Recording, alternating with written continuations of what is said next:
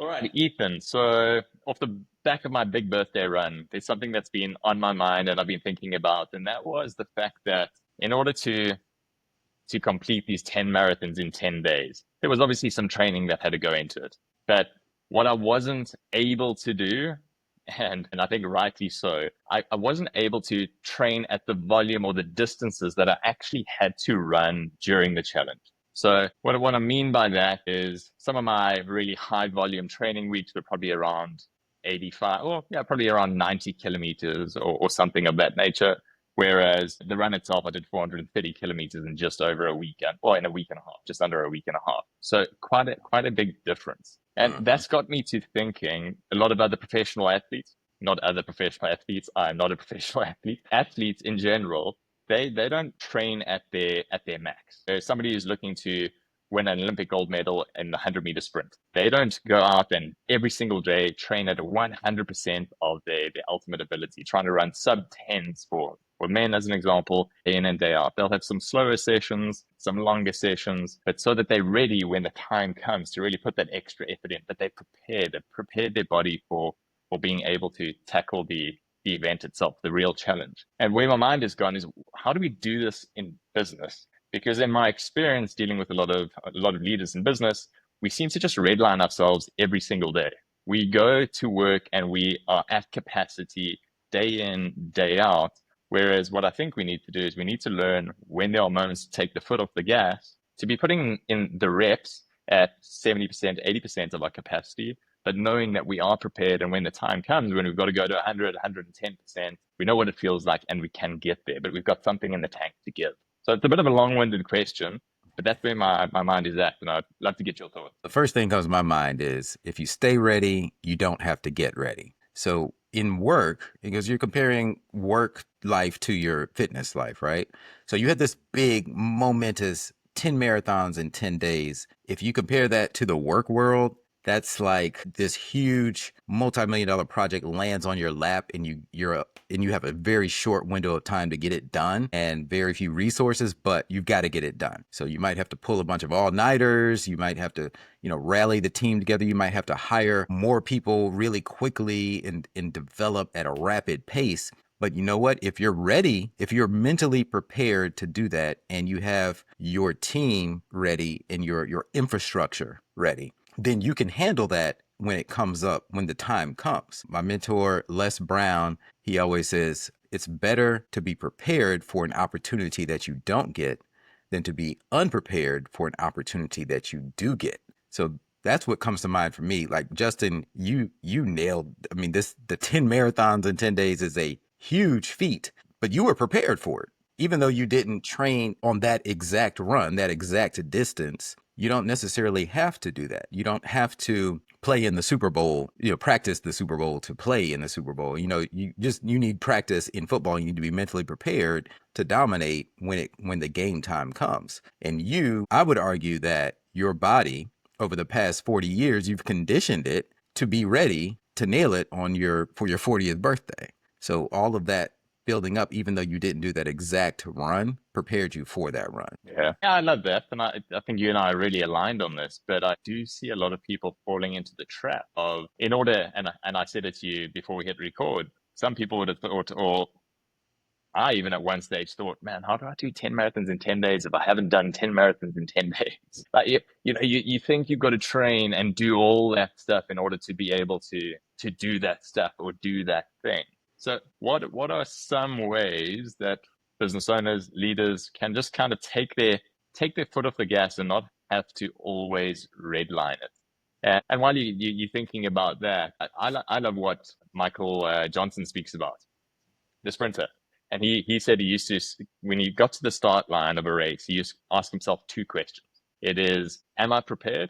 Which is exactly what you were speaking about now. And then the second one was, can I execute? Am I prepared and can I execute? And if he did a mental check, he said, I was good to go. It was like, I know I've got this and I'm bringing home the gold. So I think that's a big part of it is in the preparation is also confirming to yourself that when the moment presents itself, when that multi-million-dollar project lands on your lap, that the preparation that you have put in does allow you to execute. So it's finding that confidence. Yeah, well, a lot of the preparation comes in the form of visualization. So you can be prepared for it in your mind. And so many athletes talk about the power of visualization. Like they will have visualized the entire race and crossing that finish line in first place over and over in their mind. So even though you didn't physically run 10 marathons to prepare for your 10 marathons, I'm sure you visualized it in your mind. You visualized a lot of that because you mapped out your course and everything. You knew where you were going to run. So in your mind, you were playing that movie out in your head. You in a way, you actually did practice those 10 marathons in 10 days. Yeah, call bullshit on that. You're not functioning at your the optimal you with 3 hours of sleep every single day. Yeah, I suppose Yeah, I don't well, have the exact king moves. That's why I would really want to bounce this off you is what is that king move that allows you to dial it back while still being prepared and still knowing that I can execute. A lot of it is visualization. I like that feeling like a experiencing that feeling of having done it and having achieved it without having to expend that energy itself. I think that's huge. well, well, two things we've covered so far. First, you need to have the infrastructure ready Yeah, for the opportunity. So physically, your body, your infrastructure was yeah, ready to take on the challenge, even though you hadn't taken on that exact challenge before. In business, you need to have the infrastructure ready to scale up quickly when you need to, when a big opportunity comes across. Number two is visualization, which we just talked about, applies to fitness and to business. And then I would say the third thing, and maybe you can help me come up with the word for this, but it's preparation for the unexpected. And I'm going to use driving as a metaphor. So I remember when I first learned to drive, my older brother Aku taught me how to drive. And when after we learned the basics and we got on the road, he said, always look 12 seconds ahead. And at first I was like, what do you mean 12 seconds ahead? And he said, you want to look down the road and think about all of the possible things that could possibly happen between now and when you're 12 seconds down the highway from now. And that's what we do when we're driving. You have to be subconsciously aware of what is this person doing over here? What is that person doing? What's happening behind me? And for an early driver, you really have to focus on all of those things at once. And it's a lot. But the more that we do it, then it just becomes second nature. It's just, mm, it goes from our conscious to our subconscious mind. And I'm always thinking about when I'm driving, well, what if this person jumps in my lane? What if that person hits that person? What if this guy slams on his brakes in front of me? All of these possibilities are going on at the same time, yet I can still listen to the podcast I'm listening to and talk to my kids in the car, mm, whatever it is, right? mm. So I think that whatever that mental mechanism is called is part of the preparation also. We are going to officially call it preemptive practice. Nice. That's to a large degree what you're speaking about. I like that. That allows you to get into the zone, into the flow, almost put yourself on autopilot because you have done this thing before. You've got hours in the bank of doing this thing rather than everything being scary and new. I Uh, really like that. I think there's something to that. It's funny what you were saying now about being a new driver. I have moments where I think of when I'm driving, I think about exactly how RoboCop back in the 90s, when you would see through RoboCop's lens and RoboCop was little triangulating this and red line around that. That's yeah, exactly what we're doing. We just don't right. have that, but we calculating how far is that car from this, and is that bicycle about to walk in right in front of me, and Right. so we're doing that all the time. So preemptive practice. I really do Yeah. like that. Yeah. Amazing. And the infrastructure, which was the second one, which you mentioned, which is huge, was the support that I had. If I had to think about it now, the Hmm. seconders that I had, that was the difference between me practicing and preparation and doing the thing. It was more than just me. And very often in business, that's the same. We're preparing in isolation, but we're doing the thing within a team. And we've Yeah. got that support. And because without that, my run would never have happened.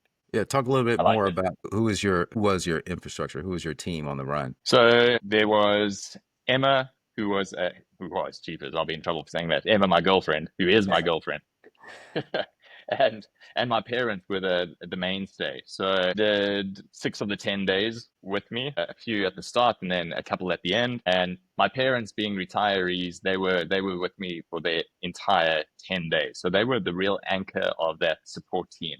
And genuinely, without them, none of this would have been possible. And what that looked like was it was essentially allowing me at the end of every day just to rest, put my feet up, and not have to worry about cooking a meal and getting ready for the next day or anything like that. They were helping take care of that. And then during the runs themselves, it was always being that moment of a big part of it, I'm going to call it, was a moment of motivation as well as a stop where I was being able to put my feet up, ice the ankle, have something to eat, have something to drink. And that was happening roughly every 45 minutes to an hour. So it was a massive, massive investment of support, time to do that support. But again, that was the infrastructure that I needed. I could do the preparation in isolation. I could prepare my body and my mind for what I needed to tackle, but I wouldn't have been able to do it without that additional support to actually do the 10 marathons in 10 days. Yeah, that's awesome. A great point. Yeah. You got to have a strong team behind you. So infrastructure is the first point, visualization, second point, and then being prepared for all the possibilities. What's the term you said? Preemptive practice. Preemptive practice. All right. You got to be prepared for anything that comes your way. So let that be your king move for this week, and we'll see you next time. Amazing. Thanks, Ethan.